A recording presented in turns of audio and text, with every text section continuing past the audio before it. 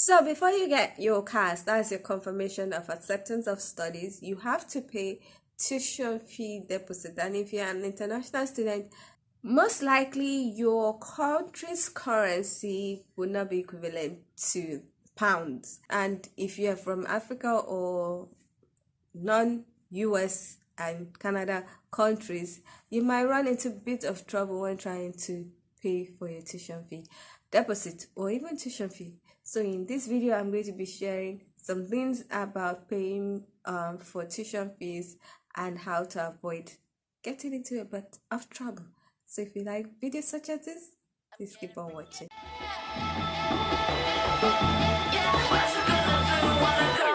Everybody know I'm a visual. Yeah, I kill it cold like a criminal. I'm everybody's type, but nobody can deny. Yes, you know I get it, I'm getting freaky, yeah, I'ma bring the crazy. Get that freaky, get that freaky, getting freaky, get it right. Hi guys, welcome back to my channel. My name is Omomi aka Petite Diva, and I am a University of Nottingham alumni and also a Developing Solutions Scholarship Award winner.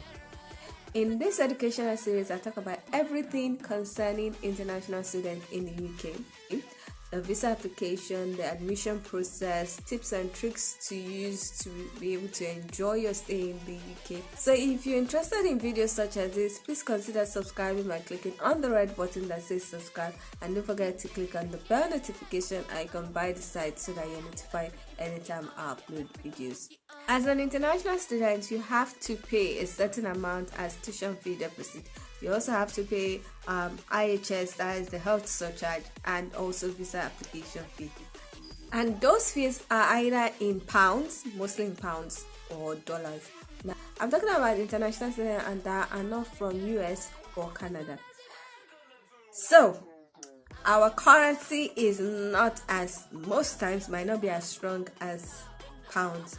So you have to pay in your country's currency, then it will be the equivalent in pounds will be paid to the school's account. Most times, especially if you are from Africa, you might run into a bit of trouble when trying to pay.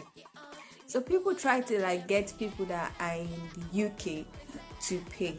But there's a big problem in that, because now scammers are on high alert, and if you go to most schools, especially their finance page on the website, they will tell you that be very careful when trying to pay for your school fees, because it has been seen that people will get people in the UK to pay and send the money either in their country's currency or in UK currency and have those ones pay, because most of the time you might not be able to pay a large amount of you might not be able to pay that amount with your country's card, that is with your country's debit or credit card.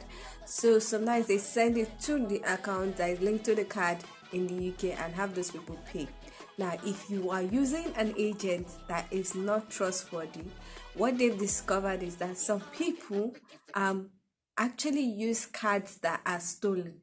So when the UK finance institution or the institution in charge of those kind of crimes notice that the school has to refund the money, they have to refund the money to the account or something, which means your place in the school will be at jeopardy because they have to refund the money, and that means you've lost at two instances. You probably will lose your studentship and you've lost the money. So they will indicate on the website that you should be very careful. Even for payment for health surcharge and visa, you have to be very careful. Like in Nigeria, our cards cannot be used to pay for those kind of payments, because there's so much restriction of foreign currency on our account. Except you have a dollar domiciliary account or pound domiciliary account, you might not be able to pay for those things. And people get people in the UK to pay, But there's always a problem. Like I said, it could be a stolen account, or the person you pay to help you pay those things might not even pay. So you have to be very, very careful. Even agents that you use, you have to be very, very careful. And the best way, in my own opinion, if you are trying to get somebody to pay from outside your home country or in the UK, get a trusted friend or family, or get a trusted friend of a friend. That means a friend that you trust will link you to a trusted friend. So in this case, it could be okay. Let's use a case scenario. I'm in the UK, and I have a friend that has a friend that wants to pay. That is still an option. And the friend that wants to pay, or the friend that I have, is one of my trusted friend, and the friend that wants to pay, the friend that I have, is one of her trusted friend. So that is still better, as long as you know someone that you can easily cry out to. So that is your best option. Now in Nigeria, we also have another option, and that is the Form A. I've talked about it in another video. Form A is one way to use to pay your tuition fee. Is also now used to get maintenance fee, which is the £1,023 per month that the UK expects you to have. So you can use that to get to pay for your school fees, and you can also use that to get your maintenance fee. So what it said is that for the Form A, I explained it in the other video, you have to apply with some documents, and the best bank, in my own opinion, right now is UBA. I don't know about other banks. If you know about other banks, if you're an international student that is from Nigeria that has used any of the other banks that is equally as effective, please leave it in the comment section. For me, I know about UBA because I used UBA, and a lot of intending students are saying that it's one of the best banks that doesn't delay in crediting your school. Then for the maintenance fee, I think you have to be in the UK, then send your school letter identifying that you're already a student and everything.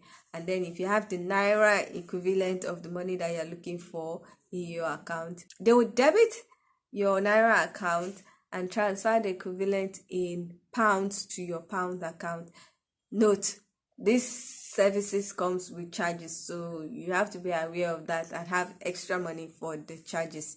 So basically, that's another way to pay for your school fees without having issues, and it's actually one of the cheapest way to pay for your school fees, because if you use the black market rate in Nigeria, £1 is about 700 and something, but with the CBN rate that most banks that are doing Form A, it's always like less than 5. Right now, it's like less than 560 or 570 naira. So £1 is equivalent to less than 570 naira, as against the black market where £1 is equivalent to above 700 naira. So it helps you to pay less naira for the equivalent amount of pounds.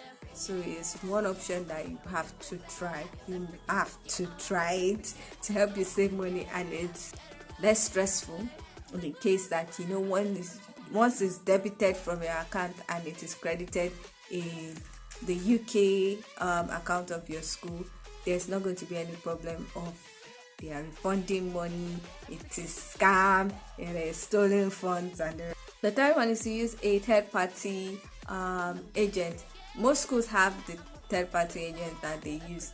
Now for University of Hull, I know of Flywire, but it is not as cheap as the Form A, depending on what you do.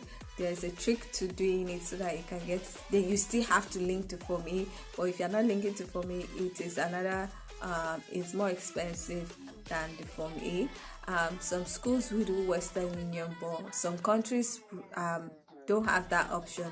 Like in Nigeria, you cannot use Western Union, but I'm sure in some other countries you can be able to pay through Western Union. But be careful, like I said, I'm going to mention it again, be careful of using agents in the UK, except it's a trusted friend or family, or friend of a friend, or friend of a family. Okay, so if you enjoying this video, please give it a thumbs up. If you have any question, please leave it in the comment section. I'll be sure to answer it, and if I cannot answer it immediately, or if I need to do a video to answer it properly, I will do that.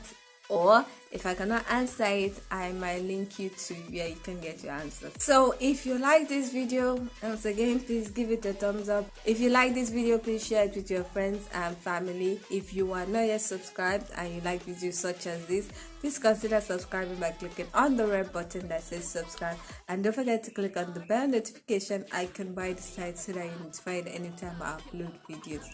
Now, with what I said, thank you so much for watching. I hope to see you in the next one.